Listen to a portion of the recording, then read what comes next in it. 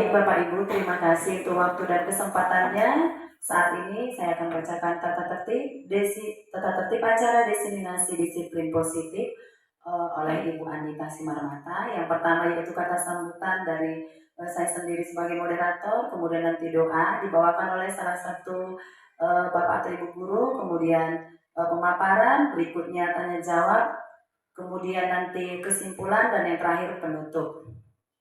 Baik Bapak Ibu, sambutan dari saya, terima kasih untuk waktu dan kesempatannya pada hari ini. Mari kita bersama-sama mengikuti kegiatan ini dengan penuh sukacita. Demikian dari saya, terima kasih. Berikutnya masuk ke dalam doa dibawakan oleh Ibu Sagala. Kepada Ibu Sagala kami persilakan.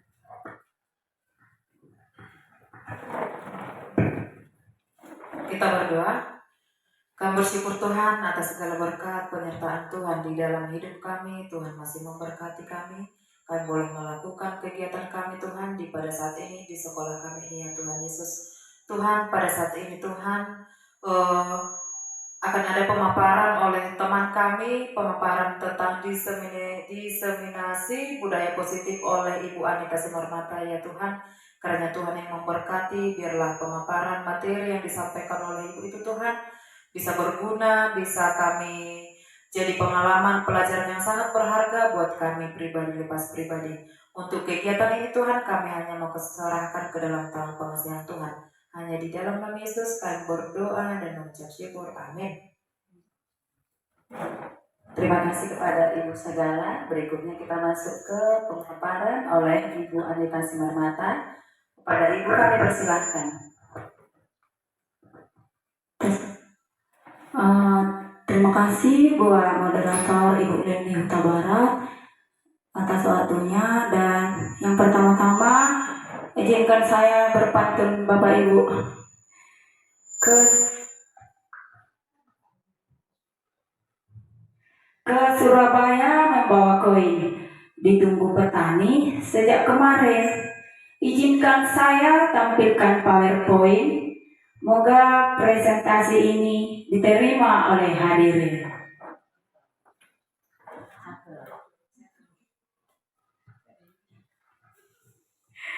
Oke Bapak Ibu, horas buat kita semuanya. Horas.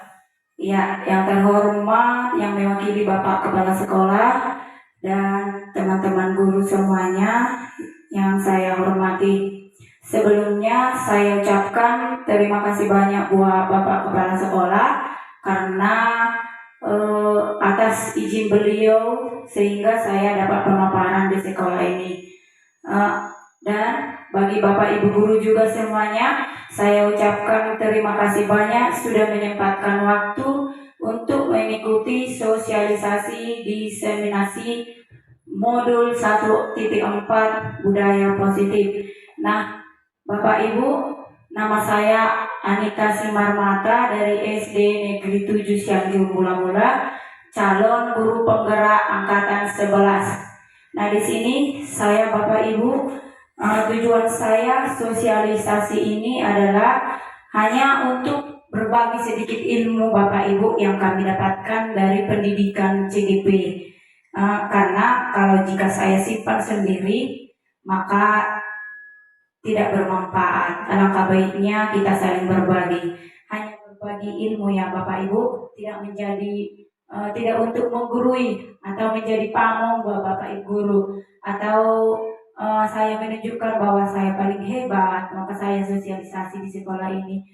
Bukan ya Bapak Ibu, hanya berbagi. Nah, tujuan kedua saya Bapak Ibu untuk sosialisasi ini karena budaya positif ini akan kita lakukan di sekolah, karena kalau 1 dan 2 orang aja yang melaksanakannya di sekolah Bapak Ibu, pasti budaya positif ini akan gagal. Maka saya mengajak sama rekan-rekan semua, kita bergandengan tangan untuk melakukan diseminasi budaya positif di sekolah ini.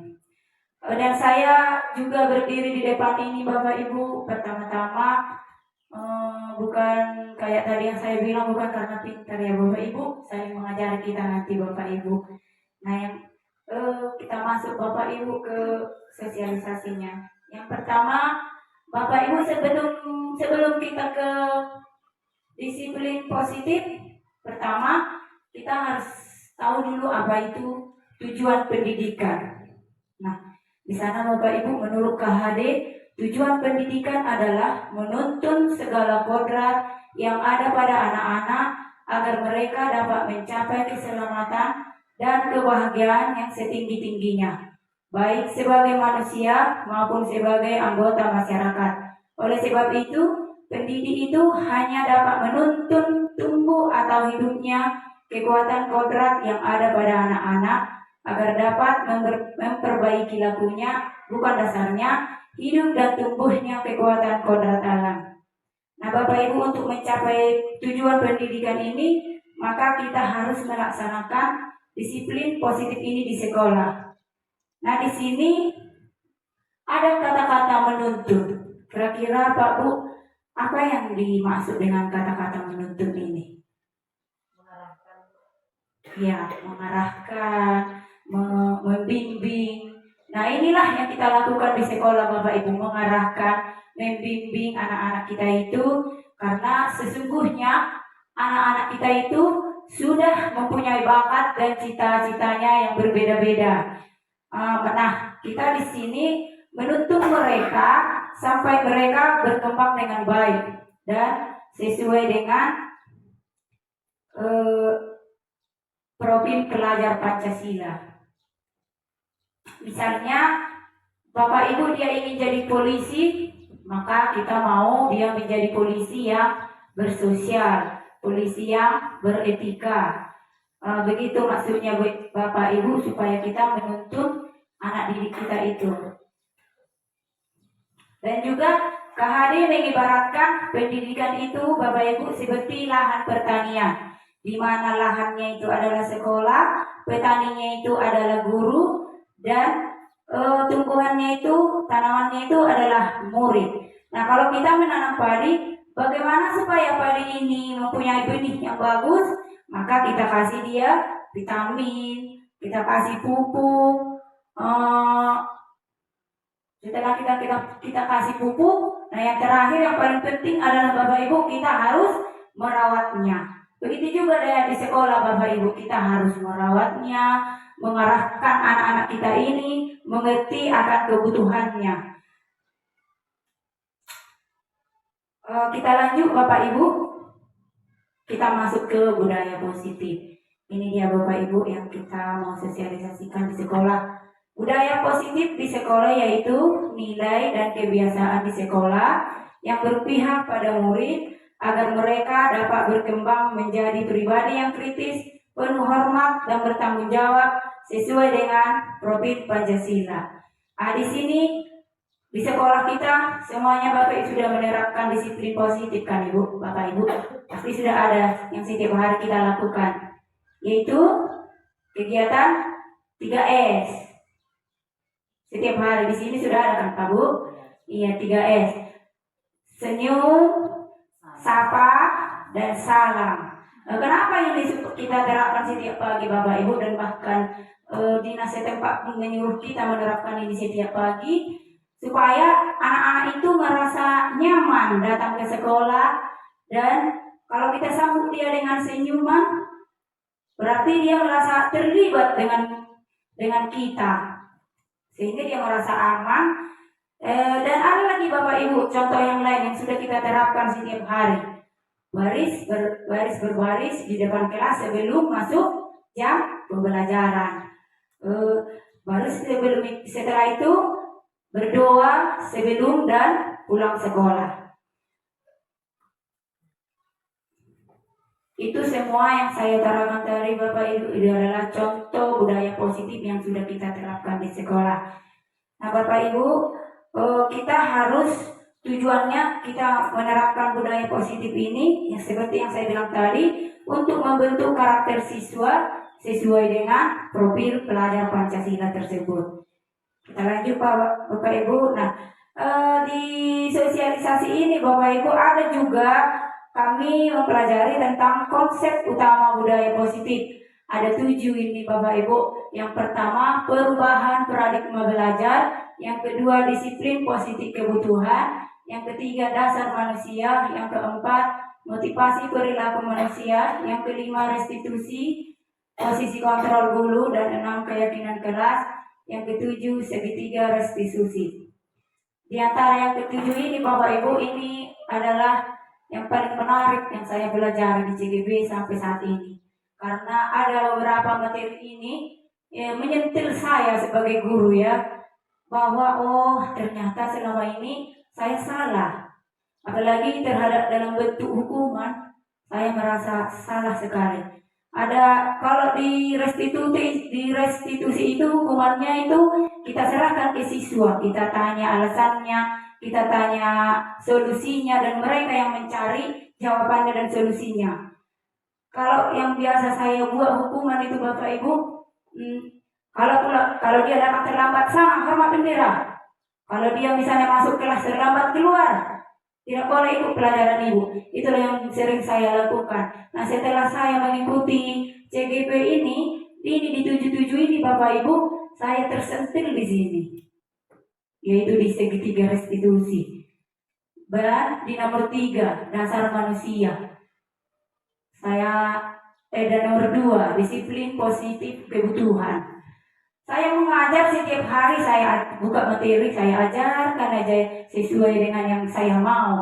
Ternyata setelah belajar ini saya temukan disiplin positif kebutuhan ini. Pertama, kita mengajar ke siswa itu, kita harus tahu dulu kebutuhan apa yang dimiliki oleh siswa. Untuk itu nanti kita perjelas satu persatu. Nah, yang pertama kita lanjut ke perubahan paradigma belajar.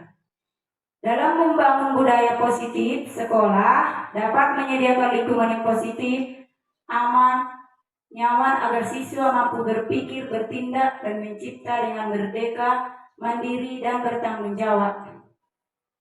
Nah, di sini Bapak Ibu diutarakan di sana bahwa sekolah itu memang harus mempunyai paradigma perubahan, harus ada perubahan. Ada siswa kita itu juga bosan, itu aja yang kita ajarkan.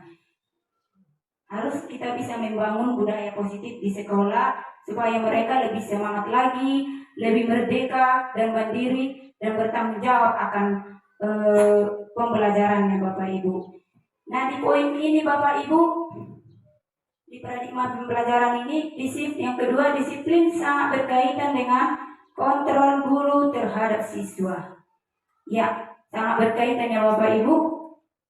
Kira-kira ada Bapak Ibu yang mengerti tentang yang kedua ini? Ibu moderator. Posisi kontrol di situ ya Bu, posisi kontrol guru ya? Iya, mengontrol maksudnya di sini Bapak Ibu, anak itu disiplin karena kontrol kita sebagai guru, bukan kontrol dari siswa itu sendiri. Maksudnya bukan dari dalam hatinya sendiri yang keluar bahwa dia saya harus belajar setiap hari supaya saya nanti jadi anak hebat. Bukan. Dia yang sering kita lakukan selama ini, inilah yang sering saya sebagai guru ya. Inilah yang sering saya lakukan, kontrol guru terhadap siswa. Contohnya saya di sekolah sering menghukum. Jadinya dia belajar karena takut dengan hukuman saya, bukan karena kontrol dari dirinya. Itu maksudnya ini disiplin sangat berkaitan dengan kontrol guru terhadap siswa. Jadi mulai setelah saya mengikuti CGP ini, saya coba memang ini tidak ibu killer lagi, supaya mereka aman. Saat takut melihat kita, bagaimana dia menyerap pelajarannya. Memang itu yang saya temukan. Semoga dengan CGP ini juga bisa mengajak rekan-rekan guru supaya lebih memberi kebebasan kepada siswa gitu. Nah yang berikutnya Bapak Ibu, saya di sini ada permainan namanya Bapak Ibu cobalah buka. Coba kita berdiri Bapak Ibu sebentar untuk mempraktekkan ini. Minta sebentar waktunya Bapak Ibu. Coba kita tangan kiri dibuka, tangan kanan dikepal sekuat mungkin. Nah, coba Bapak Ibu yang di sampingnya bagaimana cara Bapak Ibu supaya dia mengasih ini supaya dibuka? Bisa dengan rayuan. Bagaimana cara Bapak Ibu? Coba dibuka Bapak Ibu ke yang di sampingnya. Kakak ke Bapak itu. Oh, kakak Bapak Ibu bisa? Oh, dia dengan pemaksaan. Nah, ini dengan pemaksaan. Coba dengan cara apa kita supaya dia mau membuka? Dibujuk. Ada yang dirayu.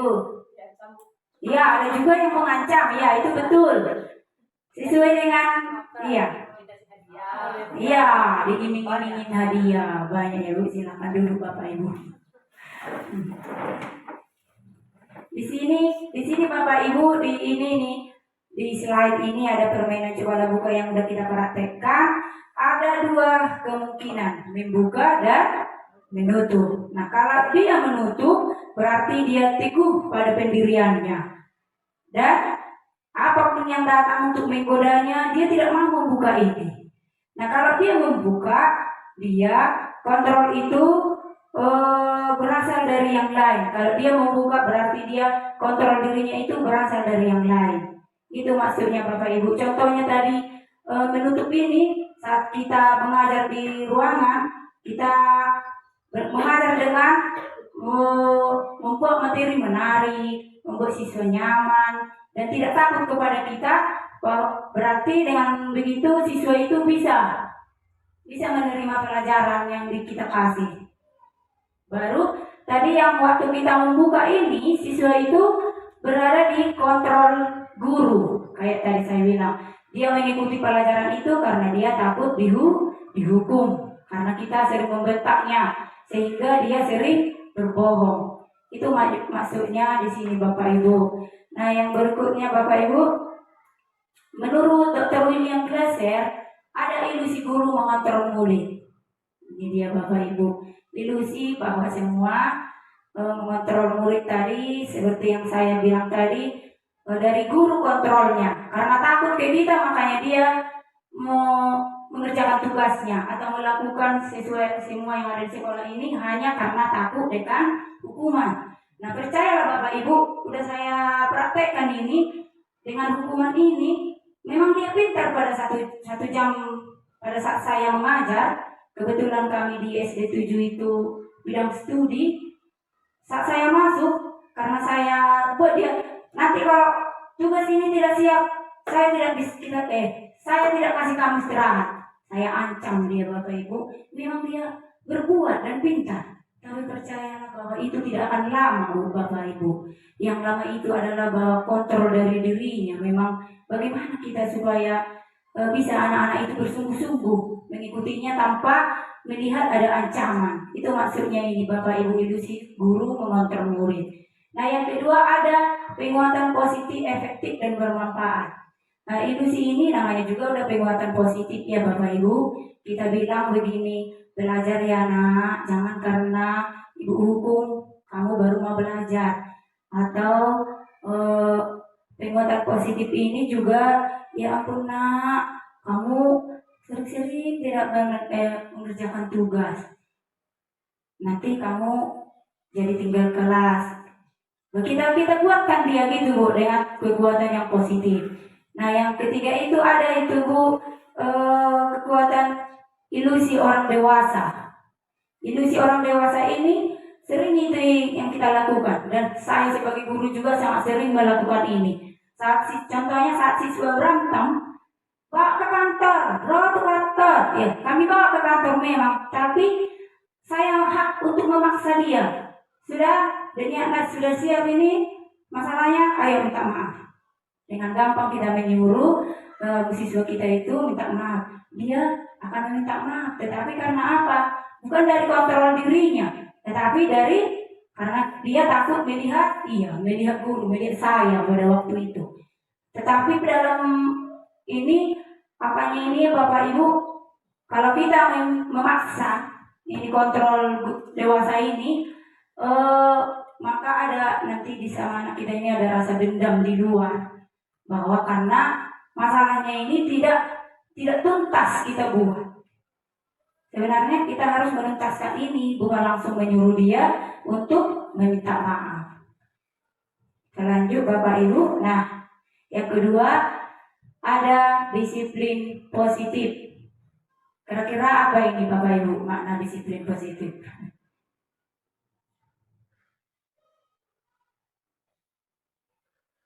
Ini dia Bapak Ibu. Disiplin berasal dari bahasa Latin disiplina yang artinya belajar. Yang kedua, makna asal dari kata ini berkonotasi dengan disiplin diri dari murid-murid Sokrates dan Plato. Disiplin diri membuat orang menggali potensinya menuju sebuah tujuan.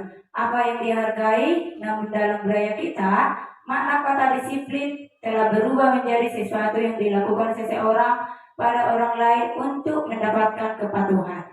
Kecenderungan umum adalah menghubungkan kata disiplin dengan ketidaknyamanan, bukan dengan apa yang kita hargai atau pencapaian suatu tujuan yang mulia. Nah, disiplin ini Bapak Ibu, ini dia. Ada dia kemampuan memerintah diri sendiri dalam mengontrol dan menguasai diri untuk memilih tindakan yang mengacu pada nilai-nilai yang kita hargai dengan penuh tanggung jawab tanpa terperintah orang lain. Nilai-nilai yang kita hargai adalah nilai-nilai kebajikan atau sifat positif manusia yang merupakan tujuan mulia yang ingin dicapai setiap individu, yaitu nilai-nilai dalam profil pelajar Pancasila. Nah, maksudnya di sini adalah nilai-nilai kebajikan ini Bapak Ibu. Contohnya, kalau kita ke kamar mandi mencuci tangan, itu nilai kebajikannya adalah untuk kesehatan. Kalau misalnya kita memakai helm untuk keluar, itu nilai kebajikannya apa Bapak Ibu? Iya, keselamatan, bukan karena takut razia. Tapi kadang-kadang saya sendiri pun kayak gitu. Ayo pakai helm, ada razia di depan. Nah, itu salah juga pengucapan kita menyampaikan itu ke anak-anak salah. Ayo nak pakai helm supaya di jalan kita kalau misalnya ada apa-apa kepala kita selamat, untuk keselamatan lah pokoknya. Nah, yang berikutnya Bapak Ibu, kita masuk ke yang ketiga. Tadi ada 7 kan Bapak Ibu, sekarang yang ketiga. Kebutuhan dasar manusia. Nah, realitas atau kebutuhan setiap orang berbeda. Kita harus berusaha memahami pandangan orang lain tentang dunia. Setiap orang memiliki gambaran yang berbeda-beda. Nah, Bapak Ibu, kita sebagai guru itu tadi saya bilang, sebelum kita mengajarkan pelajaran misalnya biologi ke anak kita ini, kita harus tahu dulu apa kebutuhan si anak ini. Misalnya, seperti tadi contohnya petani padi, supaya padi ini panjang, apa yang kita kasih Bapak Ibu? Yaitu mengasih pupuk akar. Nah, begitu juga dengan di sekolah Bapak Ibu, anak-anak ini kok lemah sekali, tapi kita paksa dia belajar. Nah, itu dia memang mengikuti, tapi tidak mencerna apa yang kita pelajari. Itu maksudnya mengetahui kebutuhan ini Bapak Ibu. Nah, dan di sana ada itu 6 Bapak Ibu kebutuhan. Yang pertama ada kebutuhan survival.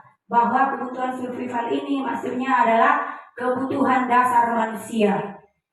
Yaitu ada sandang dan ada pangan. Nah, kebutuhan dasar anak, bagaimana dia contohnya survival ini Bapak Ibu, setiap pagi yang kita lihat bagaimana anak-anak itu nyaman datang ke sekolah. Bagaimana setelah dia sampai gerbang, dia seperti kita sambut. Sebelum masuk gerbang, langsung kita bilang, bagus sih sepatumu, mantap ibu. Nah, dia dari gerbang udah cium Bapak Ibu, udah takut dia. Di sana kita harus mempunyai kata-kata yang sepatumu nak, dibagusin. Iya, seperti dia disambut, seperti dia kita orang tuanya ke anak-anaknya, seperti itu, seperti yang di rumah. Dan yang kedua Bapak Ibu, ada cinta kasih atau diterima. Ini sepertinya bagaimana dia berusaha supaya bisa diterima di kelompok. Baru dia seringkali mencari-cari perhatian ke kita. Ada murid saya seperti ini Pak, kalau dia baju baru, dia sering lewat. di depan saya. Iya, gurunya juga begitu. Iya, ada gitu Bapak Ibu mencari perhatian kita.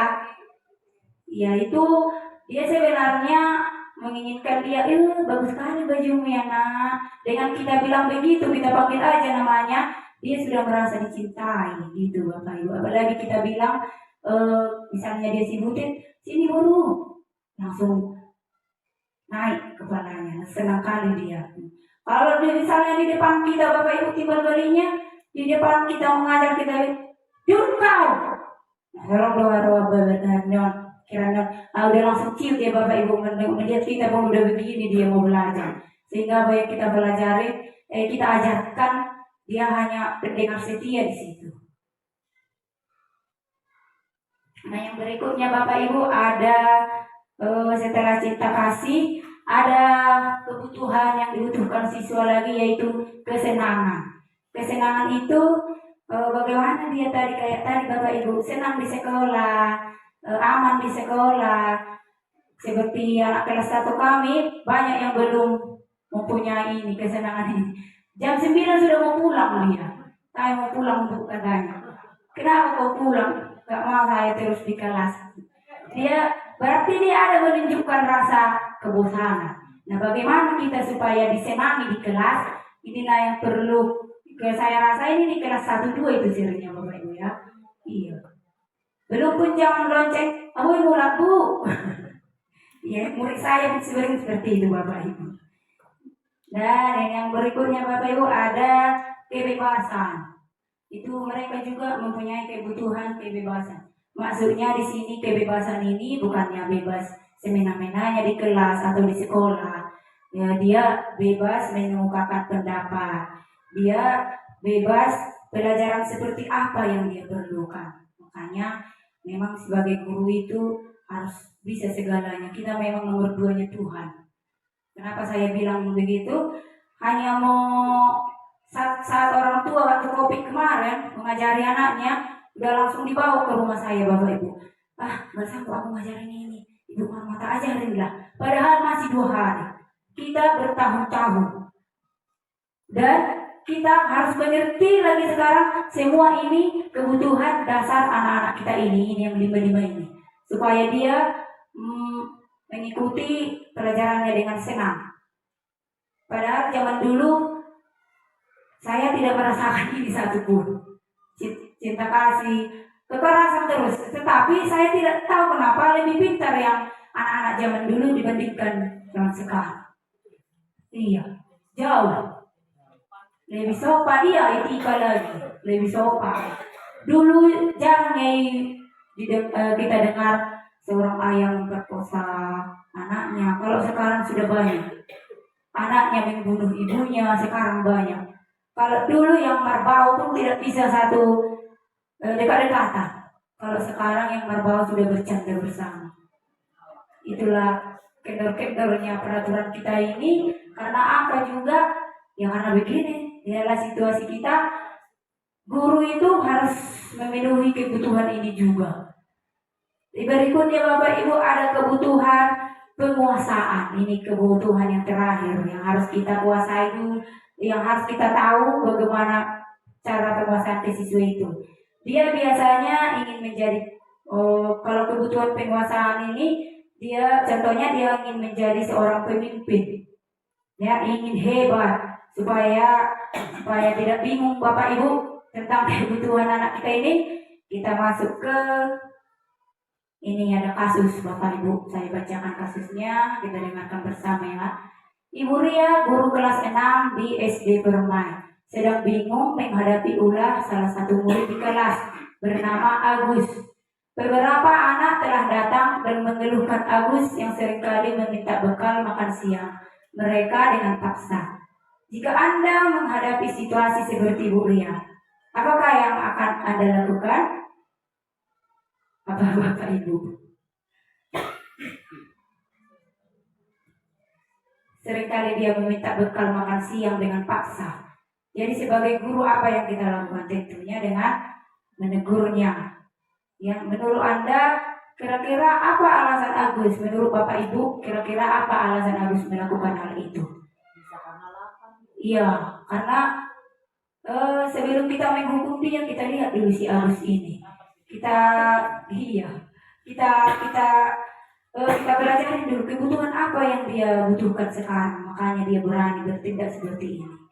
Nah, kemungkinan yang pertama tadi karena Agus lapar. Nah, ini dia Bapak, ada 5 kemungkinan Agus, kenapa si Agus berbuat seperti itu. Ada 5 kemungkinan ini apanya, kebutuhan yang harus dia penuhi. Yang pertama, si Agus lapar dan orang tuanya tidak membawakannya bekal makan siang. Yang kedua, Bapak Ibu, Agus merasa bosan dengan bekal yang dibawakan orang tuanya karena selalu bekal yang sama ya. Kalau di hari Kamis ini sering saya temui, apalagi Bapak orang tuanya membuat ubi yang direbus, ya pasti masa punya temannya yang enak di sampingnya, Bapak dilaku. Karena kalau nggak dikasih juga teman kau yang menangis lah yang punya enak ubi yang enak tadi. Mungkin seperti itu juga dia memang bosan dengan bekal yang kita kasih. Nah, yang ketiga itu teman Agus jadi perhatian Agus. Ini cinta kasih ini ya Bapak Ibu, dia mencari perhatian maksudnya dari teman-temannya. Nah, yang berikutnya Bapak Ibu, Agus hanya iseng dan dia menikmati ekspresi wajah temannya yang kesal. Ada juga gitu, iseng-iseng supaya karena dia bosan dengan materi kita, dia mengganggu teman-temannya. Dan yang berikutnya Bapak Ibu, dia merasa hebat karena temannya jadi takut dan menuruti keinginannya. Ya, saya yang paling besar di kelas ini. Kalau nggak kau kasih ubi kepada saya, nanti pulang sekolah ke sekolah. Ya. Itu adalah penguasaan ya. Dia ingin penguasaan, dia ingin hebat di depan teman-temannya. Mungkin inilah kebutuhan si Agus tadi. Makanya dia berani bertindak begitu di ruangan kelasnya. Seperti itu Bapak Ibu, saat kita mau menghukum siswa, kita lihat dulu kebutuhannya. Apakah benar-benar karena tidak dibontotin dari rumah, memang apa mau dimakannya? Itu bedalah hukumannya. Kalau saya dulu sebagai guru beda, nggak bawa ubi, masuk kamu gak bisa gabung sama teman. Saya hukum dia Bapak Ibu. Ternyata setelah belajar di CGP ini bukan begitu caranya. Kita panggil dia, kita bawa dia ke ruangan supaya harga dirinya tidak jatuh. Berdua kita tatap muka, kita nanya kenapa dia begitu. Tidak langsung menjudge-nya, tidak langsung menghukumnya. Begitu kalau zaman saya dulu sekolah, tidak bawa sabit aja untuk gotong royong, segini tebalnya di kaki biru-biru. Sampai sekarang aku ingat itu dan masih hidup sekarang ibu guruku itu. Iya. Tapi setelah dibuat seperti itu dan saya menjadi bertanggung jawab. Berarti hari Jumat saya bawa ini. Tapi kalau sekarang anak-anak sekarang kita sayangin tuh hari Jumat bawa ini ya. Hari Jumat depannya nggak dimarahin itu. Jadinya guru itu kayak mana? Semena-mena. Kalau kita keras, yang berhadapan dengan siapa? Makanya kita harus jadi memang nomor 2-nya Tuhan lah kita sebagai guru. Semoga kita dikasih Tuhan oleh kesehatan dan kekuatan untuk mendidik anak-anak kita ini, dan kita juga bisa ini mengetahui kebutuhan ini. Kan pada dasarnya memang saya pelajari modul ini dulu yang kita kuasai Bapak Ibu, kekuasaan ini kebutuhan anak itu. Baru kita kasih pelajaran. Kalau dia lapar, bagaimana dia tutup mau belajar? Kalau dia tidak punya pensil, bagaimana dia mau menulis? Kalau dulu guru nggak sampai ke situ diperiksa, itu pekerjaan orang tua dari rumah untuk menyiapkan itu semua. Nah, yang berikutnya Bapak Ibu, kita masuk ke ini Bapak Ibu. Ada hukuman dan sanksi. Tadi udah panjang lebar memang saya contohkan ada hukuman. Tetapi yang saya contohkan tadi masih di hukuman, belum sanksi atau konsekuensi. Nah Bapak Ibu, sebelum kita ke sini ada di depan kasus juga ini Bapak Ibu. IPA kurang menguasai pelajaran matematika, sehingga pada saat pelajaran tersebut berlangsung, dia lebih banyak berdiam diri atau menggambar di buku pelajarannya. pada saat guru matematikanya Pak Seno menanyakan pertanyaan IPA menjadi gugup dan tak sengaja menjatuhkan tasnya dari kursi, serta tiba-tiba menjadi gagap pada saat berupaya menjawab. Seluruh kelas pun tertawa melihat perilaku IPA yang bicara tergagap dan terkejut tersebut. Pak Seno pada saat itu membiarkan teman-teman IPA menertawakan IPA yang tergagap dan malu luar biasa, dan malahan minta IPA untuk maju ke depan dan berdiri di depan kelas sambil menunjuk hidungnya karena tidak bisa menjawab pertanyaannya Pak Seno. Kelas makin gaduh dan anak-anaknya pun tertawa melihat IPA di depan kelas memegang ujung hidungnya. Nah, si IPA itu dihukum dengan menunjuk hidungnya begini Bapak Ibu. Kalau kita sering hukumannya gimana? Kalau di tempat saya yang biasa saya lihat dikeluarkan dia. Nah, kalau Bapak Ibu kira-kira masih ada yang membuat hukuman seperti Pak Seno ini?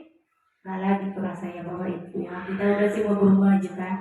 Ini guru zaman dulu kurasa ini. Nah Bapak Ibu, apakah Anda setuju dengan tindakan Pak Seno terhadap IPA? Saya rasa tidak, iya. Mengapa? Ya karena itu sudah kita sendirilah kita ibaratkan Bapak Ibu, kalau kita buat di depan anak-anak banyak itu kan menjatuhkan harga dirinya, saya rasa. Nah yang kedua, menurut Bapak Ibu, tindakan Pak Seno terhadap IPA adalah sebuah hukuman atau konsekuensi. Nah ini belum kita bahas tadi apa itu konsekuensi, supaya lebih jelas nanti Bapak Ibu kita ke ini dia Bapak Ibu. Ini Bapak Ibu konsekuensi. Jadi Bapak Ibu, konsekuensi itu sesuatu yang harus terjadi. Sesuatu di luar hukuman dari peraturan sekolah. Bisa seperti tadi yang saya bilang, saat anak-anak kita terlambat sekolah, kalau di hukuman kita buat dia langsung hormat bendera. 3 jam pelajaran kamu tidak bisa masuk. Itu adalah hukuman yang datang dari diri kita. Kalau sebenarnya di sekolah itu tidak ada peraturan yang membuat begitu hukuman. Nah kalau di konsekuensi dia Bapak Ibu beda. Itu sesuatu yang harus terjadi. Bedanya misalnya anak-anak yang datang terlambat kita suruh dia masuk, tapi konsekuensinya dia tidak bisa istirahat. Itu dia Bapak Ibu. Jadi yang restitusinya Bapak Ibu, restitusi merupakan pilihan. Di sini guru itu jadi manajer.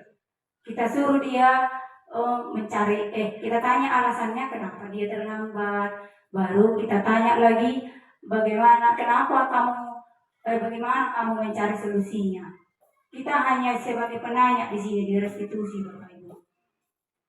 Contoh lain Bapak Ibu, pada saat hukuman waktu siswa tidak mengerjakan tugas, kita langsung lotak kepalanya. Seperti saya biasa seperti langsung kulotakkan. Tapi sekarang udah tobat saya Bapak Ibu. Setelah belajar disiplin. Iya Bapak Ibu. Itu sering saya lakukan karena spontan. Itu hukuman dari kita, dari luar peraturan sekolah.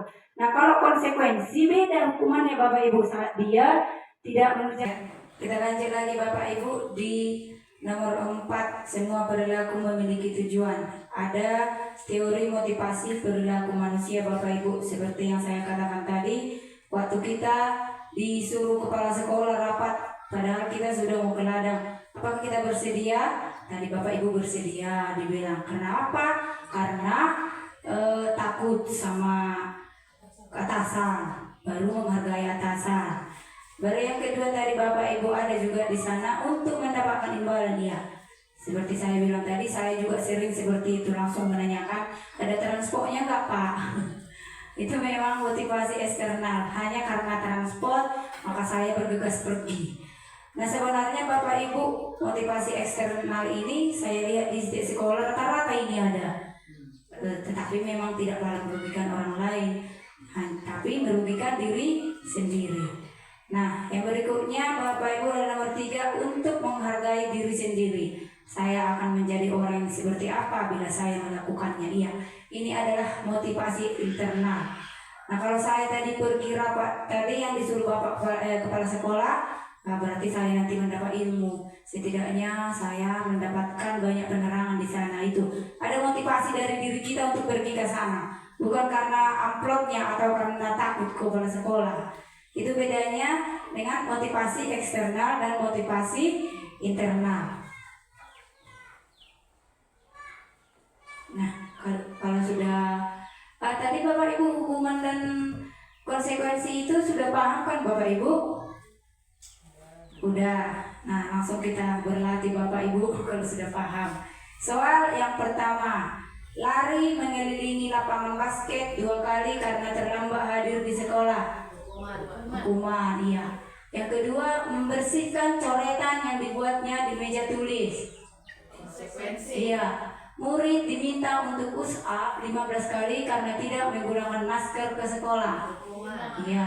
Menggantikan kertas tugas teman yang telah dicoret-coret. Iya.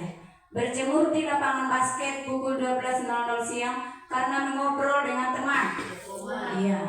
Murid diminta bertelanjang kaki sepanjang hari karena tidak menggunakan sepatu warna hitam sesuai peraturan sekolah. Berdiri di depan kelas sambil mengangkat kaki satu karena tidak bisa menjawab pertanyaan. Iya, ini dia Bapak Ibu. Benar ya? Berarti Bapak Ibu sudah mengerti apa itu hukuman dan apa itu konsekuensi. Nanti kita lanjut saja Bapak Ibu.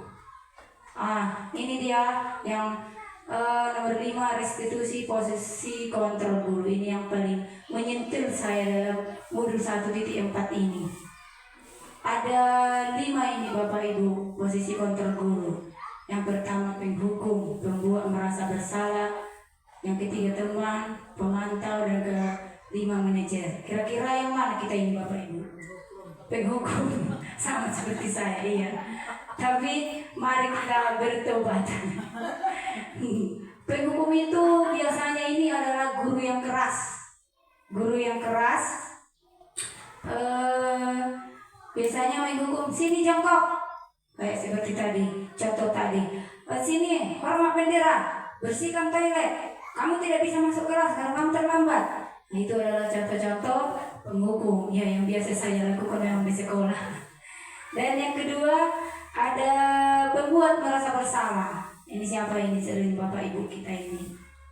Ini berhasil sebentar, baru hasilnya mulanya. Kira-kira seperti apa contohnya Bapak? Contohnya misalnya si anak A ini tidak mau belajar. Nah, kita bilang penguatan kepada dia, aduh nak, kamu kok nggak belajar? Kasihan orang tua mulu di ladang, kena matahari, kena hujan, kamu malah main-main nak. Nah, kita membuat dia merasa bersalah dan dia memang ciut sebentar, iya ya. Aduh, kemana orang tua? Jadi ke situ terus pikirannya, dia merasa bersalah kepada orang tuanya. Dia mengerjakan sesuatu itu bukan dari internal, dari dalam dirinya, tetapi karena merasa bersalah. Ini guru yang seperti ini. Nah, ini banyak kurasa di SD Bobo ini karena kuliah anak-anaknya ceria semuanya. Teman, gurunya sebagai teman ke siswanya. Iya kan Bapak Ibu. Karena kuliah tadi, Bu, suka-sukanya manggil ibunya kayak temannya kuliah. Bisa lah. Oh iya. Iya, murid kita sebagai teman. Sering kita bilang, ayo anak, dengarlah ibu sebentar nak. Bahasa yang bersahabat yang sering kita buat. Lagi sini nak, kita rangkul dia kayak teman kita. Ini di bawah ini sering ya Kak ya, guru di bawah. Termasuk Kak Lendi. Nah, yang di sini guru pemantau. Siapa di sini kita juga Bapak Ibu guru pemantau ini. Ini guru pemantau ini guru yang sesuai dengan peraturan. Takut juga kalau terus sesuai peraturan. Manusia biasa mana bisa sesuai dengan peraturan terus. Ya, kamu tahu apa konsekuensinya nak? Kita bertanya di sini, kerjakan lebih dalam dan membuat. Sering kita memang kalau guru pemantau ini saya pikir kamu hari Senin kita buat poin-poinnya. Udah 2 kali kau salah, ditulis 2 kali. Nanti kalau ini sampai 10 kali kau kasih nih ke orang tua. Dia memantau murid-murid ini terus. Ada yang salah ditulis 2 kali, 2 kali. Jadi dia melakukan sesuatu karena takut tadi ditulis di poin-poin itu. Nah, ini namanya guru pemantau. Dan inilah yang guru yang terakhir ini adalah guru yang sebenarnya manajer. Guru yang nomor 2 dari Tuhan. Kayak tadi yang saya bilang. Kalau dia bersalah, kita tanya, kita sesuai dengan keyakinan keras, nah, gitu. Baru kita suruh dia mencari solusinya. Baru sudah, nah, kamu sudah cari solusinya, nah berarti besok kamu tidak berantem lagi, iya Bu. Dia kita persilahkan kembali ke kelas. Kalau di penghukum beda, langsung kita pak. Kayak saya nggak mengerjakan tuh refleks sama saya, top tugas. Gitu. Dimana kita bermain ini Bapak Ibu di manajer. Ini adalah restitusi posisi kontrol guru ini saya suka waktu di CGP. Kira-kira ada 2 minggu kita ya untuk membahas ini, 2 kali Zoom dan selebihnya kami belajar mandiri dibuat. Memang saya baru setelah di sini saya mengerti ini yang dimana ini. Kalau selama ini saya sering berada di penghukum dan di nomor 2 ini. Iya. Selama ini di situ saya sering. Kita lanjut Bapak Ibu. Nah, yang pertama posisi kontrol guru itu ada pernyataan-pernyataan. Saya kecewa sekali dengan kamu. Itu membuat dia merasa bersalah. Itu tadi guru membuat merasa bersalah. Kamu tidak pernah benar melakukannya. Oh, kita bentak dia. Kok? Nah, itu adalah penghukum. Ayolah nak, lakukan diri ibu, baru kita merangkulnya. Itu posisi guru sebagai teman. Nah, contoh memantau itu, apakah kamu mau mendapat stiker bintang hari ini? Ya, kayak tadi kita tulis poin-poinnya. Kalau dia berbuat baik, poinnya 2. Kalau dia salah, poinnya 2. Kalau yang baik ini, poinnya sampai 10, nanti ibu kasih kamu permen, kita iming-iming hadiah. Tapi kalau yang 5 ini, poin bersalahmu ini, kupanggil orang tua. Nah, untuk memenuhi kebutuhan itu dia rajin, tetapi hanya untuk mendapatkan permen tadi, bukan karena dalam dirinya. Itu dia memantau. Dan yang manajer Bapak Ibu, bagaimana kamu bisa menyelesaikan masalah ini? Kita kasih, kita hanya bertanya, tidak memarahi, tidak membuat dia merasa bersalah. Kita bertanya, kita rangkul dia kayak teman, dan kita kasih dia pertanyaan, solusi, dan bagaimana dia memecahkan masalahnya sendiri. Dan yang satu lagi ada Bapak Ibu itu, kamu selalu yang paling terakhir. Kita pojokkan dia langsung. Ada orang kembak kok, terus lebih peringkat terakhir kok. Saya sering yang bilang gitu. Tinggal kelas mau. Oh iya, sering memang saya bilang kayak gitu. Itu adalah penghukum. Sampai saat ini memang masih susah saya rubah dari penghukum ini karena refleks tangan saya ini refleks. Tapi saya sangat berusaha, dan rekan ibu guru juga harus berusaha menjadi guru yang manajer, guru yang nomor 2-nya Tuhan. Kita lanjut Bapak Ibu, ada kasus ini Bapak Ibu. Kasus pertama, pada hari Senin Pak Harun tidak masuk sekolah. Pak Harun merupakan guru matematika. Saat itu Bu Wati menggantikan Pak Harun. Bu Wati baru 1 tahun menjadi guru SMP. Beberapa murid perempuan, Pipi dan Natali, mengetahui hal ini dan mulai menggunakan kesempatan dan bersikap seenaknya, tertawa dan tidak mengindahkan kehadiran Bu Wati. Bu Wati mencoba menyapa Pipi dan Natali dengan ramah sambil mengingatkan untuk tetap fokus pada tugasnya. Ayolah, tugasnya dikerjakan. Nanti ibu ditegur Bapak Kepala Sekolah kalau kalian tidak mengerjakan tugas. Tolong bantu ibu ya. Namun Pipi dan Natali malah jadi tertawa. Ibu santai aja Bu. Mereka tetap tidak mengerjakan tugas dan malah mengobrol. Kira-kira kalau kayak gini kita di kelas ini, posisi guru yang bagaimana ini Bu? Sebagai apa kita guru di sini kalau kayak gini kasusnya? Iya, ini adalah sebagai teman. Ayolah, tugasnya dikerjakan nak, yang itu tadi. Ditegur Bapak, kemudian takut ditegur Kepala Sekolah, tolong bantu ibu ya. Begitu dia menganggap siswa itu sebagai teman. Nah, yang kedua adalah ada kasus kedua lagi. Anto dan Dino sedang bermain bersama di lapangan basket dan tiba-tiba terlibat dalam sebuah pertengkaran adu mulut. Dino pun menjadi emosi dan mengadakan kontak fisik, menarik kemeja Anto dengan kasar sampai 3 kancingnya terlepas. Pada saat itu, guru piket langsung melerai mereka dan membawa mereka ke ruangan kepala sekolah. Ibu Suti sebagai kepala sekolah berupaya menenangkan keduanya, terutama Dino. Dino, sepertinya kamu saat ini sedang marah sekali. Mendengar itu, Dino pun mengalir bercerita tentang kekesalan hatinya. Ibu Suti pun melanjutkan bahwa membuat kesalahan adalah hal yang manusiawi dan bahwa mempertahankan diri adalah hal yang penting. Namun meminta Dino memikirkan cara lain yang mungkin lebih efektif karena saat ini Dino berada di ruangan kepala sekolah. Ibu Suti melanjutkan bertanya tentang keyakinan sekolah yang disepakati, serta apakah Dino bersedia memperbaiki kesalahan yang telah dilakukan terhadap Anto. Dino pun akhirnya perlahan mengangguk. Kemudian Ibu Suti balik bertanya kepada Anto, hal apa yang bisa dilakukan Dino untuk memperbaiki masalah? Anto menjawab, saya perlu kancing saya diperbaiki, Bu. Ibu saya akan sangat marah kalau melihat kancing baju saya sampai copot 3 kancing begini. Ibu Suti pun kembali bertanya ke Dino, apakah yang akan dia lakukan untuk mengganti 3 kancing yang Anto yang terlepas?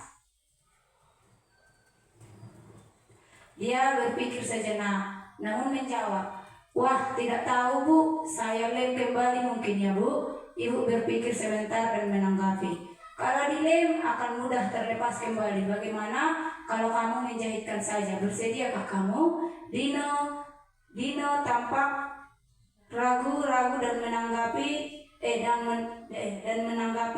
menjahit. Mana saya tahu bagaimana menjahit Bu. Ibu Suti meneruskan, apakah kamu bersedia belajar menjahit? Dino berpikir sejenak, memandang ke meja Anto dan menanggapi, yang mengajari saya siapa Bu? Dengan cepat Ibu Suti menjawab, Pak Irfan, guru tata busana. Dino kembali diam sejenak, memandang ke meja Anto yang tanpa kancing. Akhirnya Dino mengangguk, tanda menyetujui, dan sepanjang siang itu Dino belajar menjahit dan memperbaiki kemeja Anto. Terakhir kali terlihat kedua anak laki-laki tersebut, Dino dan Anto, pada jam pulang sekolah. Mereka sudah bercengkrama dan bersenda gurau kembali. Ya, kasus kedua ini panjang sekali ya Bapak Ibu, masih bisa kita ceritakan? Masih semangat kan Bapak Ibu? Masih. Oke, kalau Bapak Ibu dengar kata ini, kira-kira ini gurunya sebagai apa di sini Bu? Bisa pemantau Bu. Pemantau. Manajer. Oh iya. Manajer. Iya, ternyata semua sudah mengerti. Terima kasih untuk Bapak Ibu. Ini adalah manajer. Yang pertama, dia menanyakan masalahnya, baru menemukan solusinya, itu menyuruh si Anto menjahit. Kalau kita di sekolah, kalau budar roti, dati budar nih, atau gitu kita bilang sama siswa. Langsung tertekan batin dia. Nah, beginilah kita seharusnya di sekolah menghukum siswa. Kita tanya solusinya, kalau misalnya kancingnya yang terlepas, kita ajarin dia cara menjahitnya sehingga selesai masalah. Baju si anak sudah rapi dan si Anto ini pun menangguhjawabi kesalahannya. Begitu kira-kira Bapak Ibu sebagai guru yang manajer. Oke Bapak Ibu, di sini ada posisi kontrol guru kayak tadi ya Bapak Ibu. Yang kontrol dari luar tadi itulah penghukum, pembuat merasa bersalah. Dari kontrol dari luar juga ada teman dan pemantau. Dan inilah kontrol identitas berhasil. Yang terakhir sebagai manajer, mengajukan pertanyaan-pertanyaan. Kita lanjut Bapak Ibu, udah di nomor 6 aja ya Bapak Ibu, tinggal satu lagi nanti. Kan tadi ada 7, tinggal satu lagi Bapak Ibu. Ini keyakinan kelas. Kira-kira Bapak Ibu sudah membuat keyakinan kelas enggak di ruangan Bapak Ibu? Sudah. Di sini rata-rata sudah aku rasa ya, karena ada Ibu Lemi yang mengarahkan. Nah Bapak Ibu, keyakinan kelas adalah nilai-nilai kebajikan atau prinsip-prinsip universal yang disepakati bersama secara universal, lepas dari perbedaan agama, suku, negara, dan bahasa. Menurut Gosen 98, suatu keyakinan akan lebih memotivasi seseorang dari dalam intrinsik. Seseorang akan lebih bersemangat untuk menjalankan keyakinannya daripada hanya sekedar mengikuti peraturan. Iya, kira-kira mengikuti peraturan, perbedaan keyakinan dengan peraturan sekolah itu kira-kira gimana itu Bapak Ibu? Nah, kalau peraturan sekolah sudah jelas tertulis ya kan Bapak Ibu. Kalau ini keyakinan kelas ini ada beberapa hal. Itu antara kesepakatan kita antara guru dan siswa, murid. Seperti ini dia Bapak Ibu. Kita keyakinan kelas itu ada lingkungan positifnya, keyakinan kelasnya, dan ada peraturan kelasnya. Ini dia Bapak Ibu. Kalau di peraturan selalu kembalikan buku ke tempatnya. Nah, kalau kita membuat keyakinan kelas itu kita buat adalah menaati, tanggung, kalau tanggung jawab, mengindahkan tanggung jawabinya. Kalau ini Bapak Ibu dilarang mengganggu orang lain, nilai kebajikannya menghormati orang lain dan diri sendiri. Hadir di sekolah 15 menit sebelum pembelajaran dimulai. Keyakinan kelasnya kita buat di kelas, menghormati orang lain, komitmen pada tujuan atau berkomitmen. Dilarang melakukan kekerasan. Kalau di keyakinan kelas Bapak Ibu itu dikatakan keselamatan, baru menghormati orang lain. Kalau di peraturan sekolah biasanya ditulis dilarang menggunakan narkoba. Tapi kalau keyakinan kelas kita buat dia di situ nilai kebajikannya yang dituju adalah kesehatan. Iya.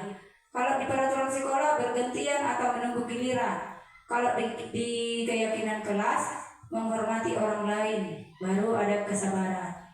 Kalau di peraturan gunakan masker. Kalau di keyakinan kelas kesehatan dan keselamatan nilai kebajikannya. Jangan berlari di kelas atau koridor. Ini termasuk ke keyakinan kelas yang keselamatan atau keamanannya. Iya, nilai kebajikan yang dituju.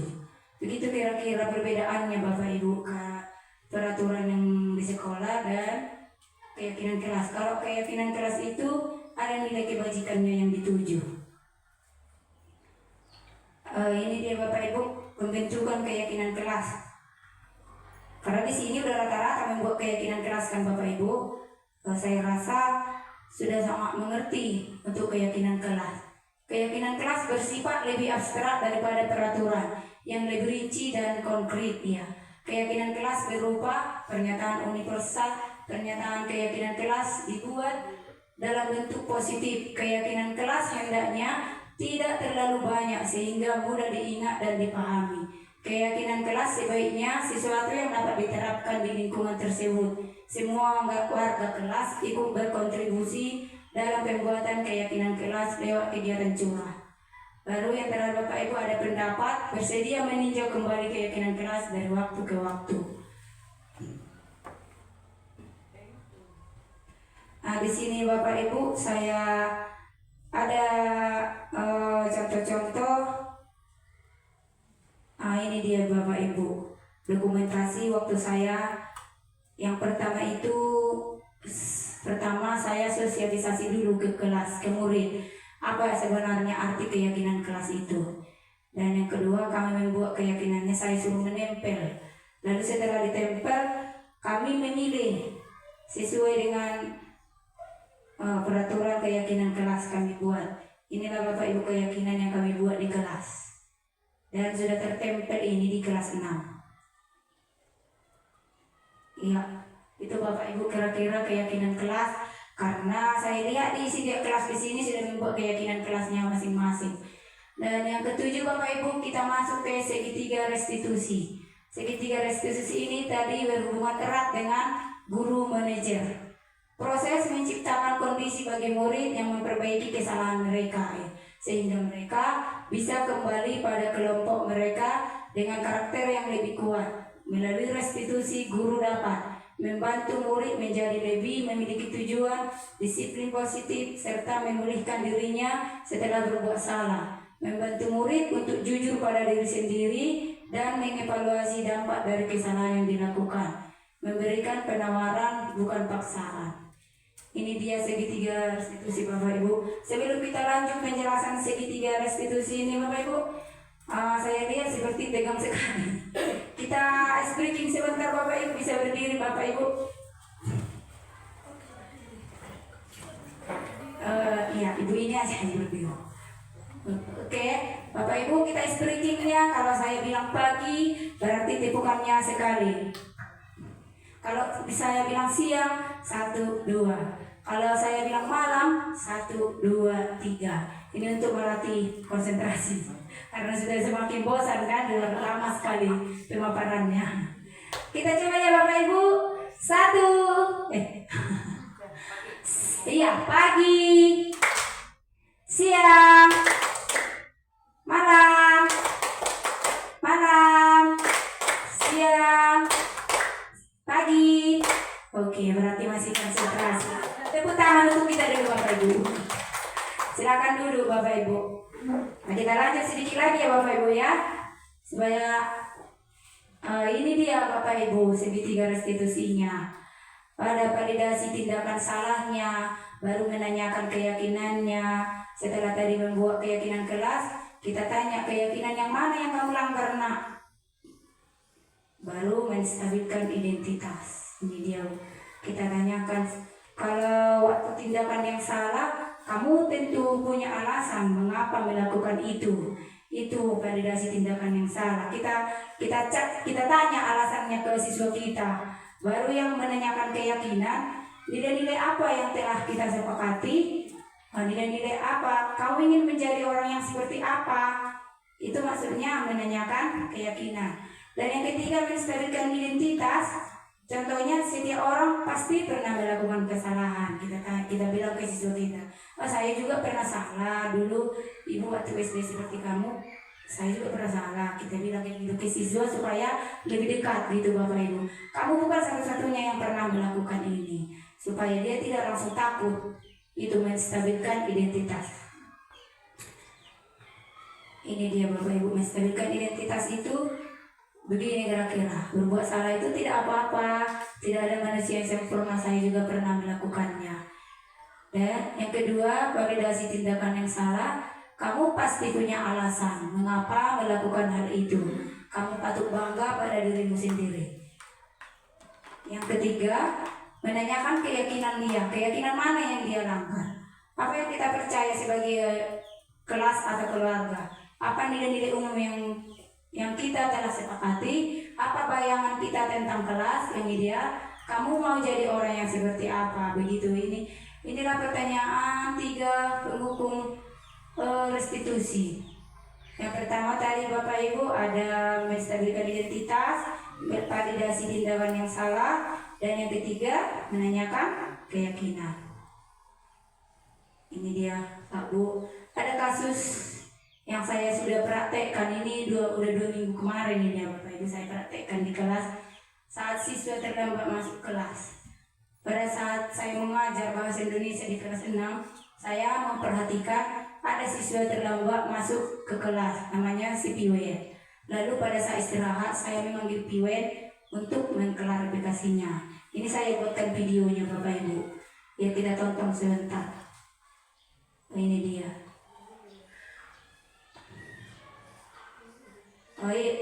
Video ini adalah contoh restitusi ya Bapak Ibu ya. Menghukum restitusi.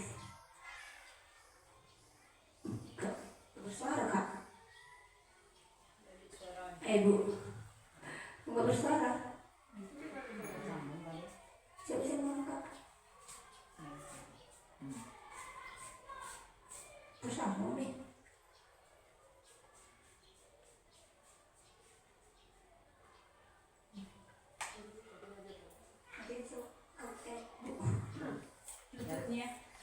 Ya kita lihat. Sebentar ya Bapak Ibu biar terdengarkan suaranya. Saya matikan loh Kak YouTube-nya Bu. Ada hidupkan lagi Bu. Sudah Bu?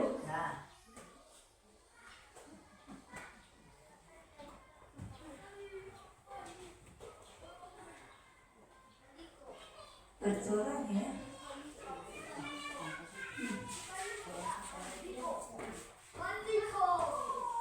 Ya kan?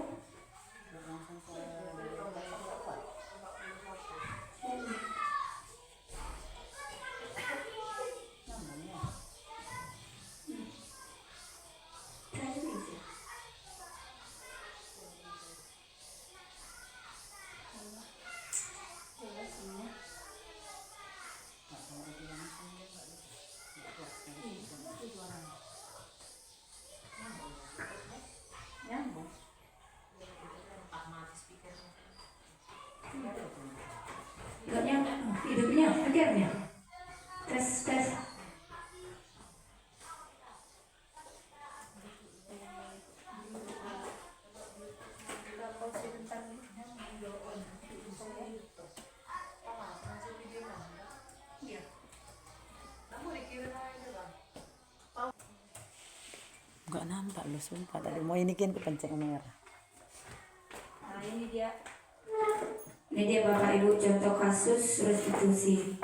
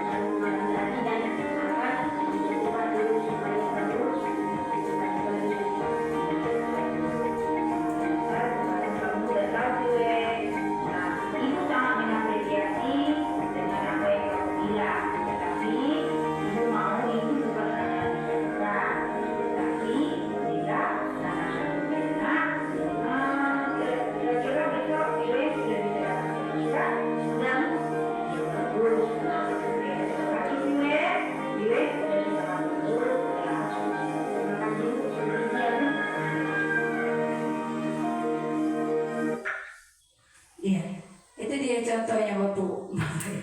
Harus memang jadi benar-benar guru yang lemah lembut yang kita terapkan ke siswa kita. Nah, yang berikutnya Bapak Ibu ada lagi ini kasus satu lagi. Ada 2 kasus kemarin saya buat. Yang pertama ini EPD yang tidak mengerjakan tugas. Ini sama juga Bapak Ibu. Saya menanyakan kenapa dia tidak mengerjakan tugas. Lalu bagaimana dia mencari solusi supaya besok dia mengerjakan tugas.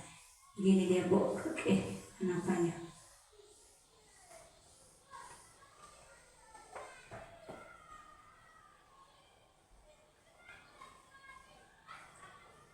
Ini dia Bapak Ibu contohnya yang saya sudah terapkan di kelas 6. Iya, Baby, silakan dulu nak. Jadi, kamu tahu kenapa ibu panggil di sini nak? Mungkin berkaitan dengan tugas Bu. Ya benar. Tapi kamu masuk kemarin kah? Iya Bu, masuk. Tapi saya tidak lulus. Wah, itu makanya Baby dipanggil ke sini. Nah, ibu di sini Evelyn bukan mencari kesalahan. Ibu juga pernah melakukan kesalahan. Tapi setiap tindakan itu pasti punya alasan. Nah, kira-kira kamu punya alasan apa kenapa kamu tidak mengerjakan tugas nak? Saya tidak membantu ibu. Soalnya malam ini kamu ikut sampai jam 12 jadi tak pelajaran saya. Tapi kamu masih ingat kan dengan keyakinan kelas kita? Masih Bu. Oh, kalau masih ingat, kira-kira tindakanmu ini masuk ke keyakinan kelas yang mana? Jawab Bu. Iya. Nah, ternyata kamu tahu. Lalu, apakah kamu punya solusi untuk masalah ini? Ya Bu, pertama saya akan minta maaf karena tidak menunjukkan tugas. Terus saya tidak akan tidur selama lagi. Dan yang ketiga saya akan mengerjakan tugas yang lebih bermanfaat dan akan menunjukkannya. Iya, bagus. Kamu tahu solusinya. Ibu sangat mengapresiasi kamu. Tetapi ibu mau jangan hanya kata-kata saja, tetapi dilaksanakan ya. Kamu mau kan jadi berguna untuk negara dan bangsa? Iya. Nah, supaya Evelyn berbuang ke depannya. Dan terima kasih atas doanya. Sekarang kamu boleh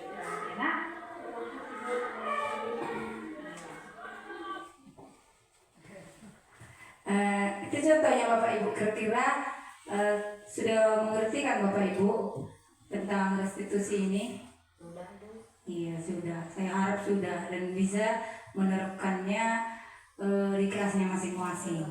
Besar harapan saya kita bisa menerapkan yang saya sosialisasikan ini ke depannya. Demikianlah pemaparan dari saya Bapak Ibu. Sekarang kita masuk ke sesi berikutnya. Saya serahkan kepada Ibu Moderator.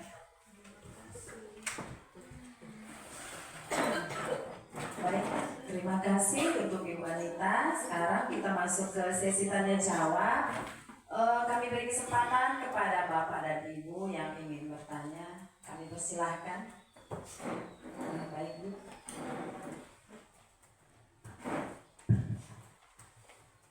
Perkenalkan, nama saya Marin Jelimbong. Saya ingin bertanya Bu tentang poin ke-7 tentang restitusi ya. Kebetulan saya pernah mengajar di SMP. Kalau di SMP kan ada guru BK, ada wali kelas.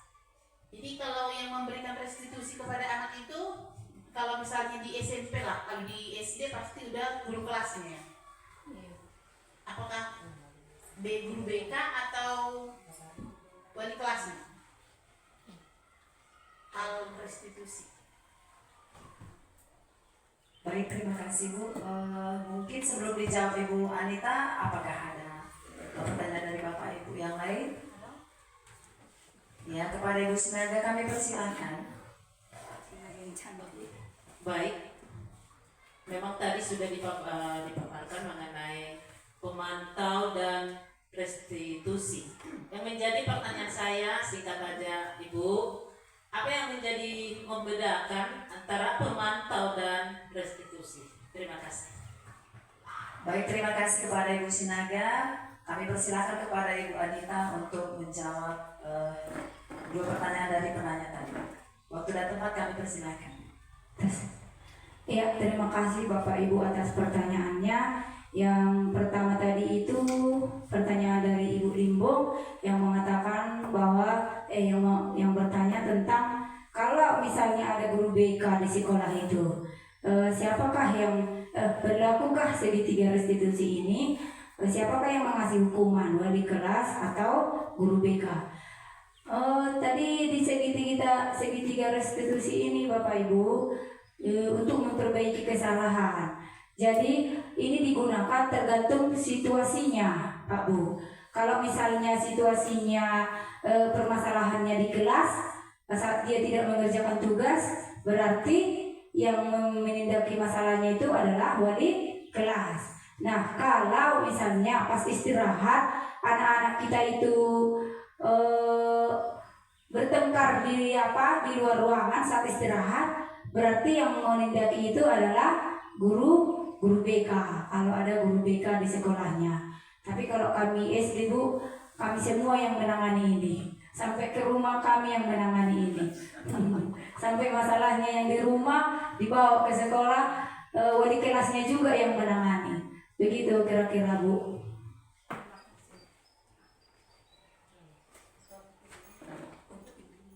Oke, bagaimana tuh Ibu Limbong? Terima kasih Bu atas jawabannya. Terima kasih Bu. Berikutnya tuh Ibu Sinaga. Iya, pertanyaan yang kedua tentang tadi, terima kasih Bu sudah menanyakan lagi tentang berarti rasa ingin tahu Ibu itu dan menerapkannya, pasti nanti menerapkannya di kelas. Nah, tentang pemantau dan restitusi, apa bedanya pemantau itu dan restitusi? Kalau pemantau itu Bu lebih pada peraturan apa yang dia langgar dan langsung siswa tersebut mengerjakan konsekuensinya tanpa menyelesaikan masalahnya apa dan apa solusinya. Contohnya, kalau ada siswa terlambat langsung menanya, kamu melanggar apa? Lalu kamu harus apa? Tidak istirahat. Dia sudah tahu apa apa yang mau diperbuat setelah dia melakukan kesalahan. Itu kalau pemantau. Dan kalau restitusi itu contohnya seperti tadi Bu, kita panggil dia ke suatu ruangan yang terlambat tadi, kita tanyakan, kenapa kamu terlambat Nak? Gara-gara apa? Kita menanyakan apa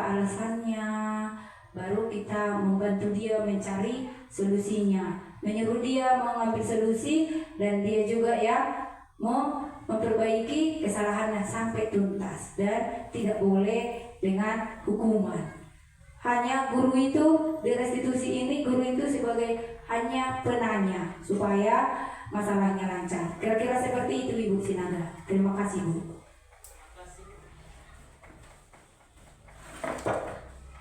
Mungkin itu saja Bu dari para bapak dan ibu guru. Tidak kok.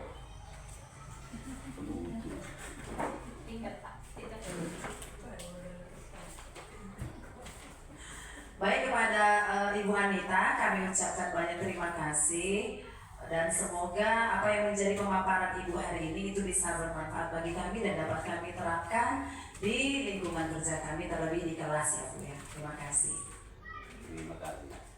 Berikutnya kita tutup dengan doa penutup yang dibawakan oleh Ibu Sinaga. Pada Ibu kami persilakan.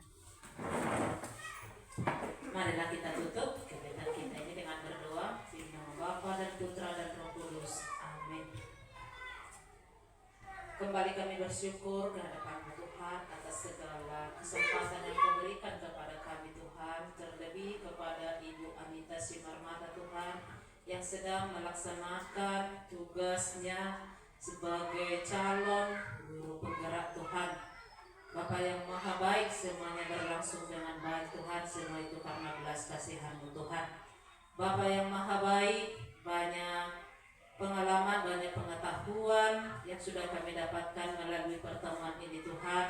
Semoga ini dapat kami terapkan di sekolah kami, di kelas kami Bapa yang maha baik. Kami mohon Tuhan berkatilah segala usaha-usaha yang sudah dilakukan oleh Ibu Anita Simarmata ini Tuhan, sehingga menghasilkan buah yang baik untuk mendukung segala tugasnya Tuhan hingga akhirnya nanti selesai Tuhan.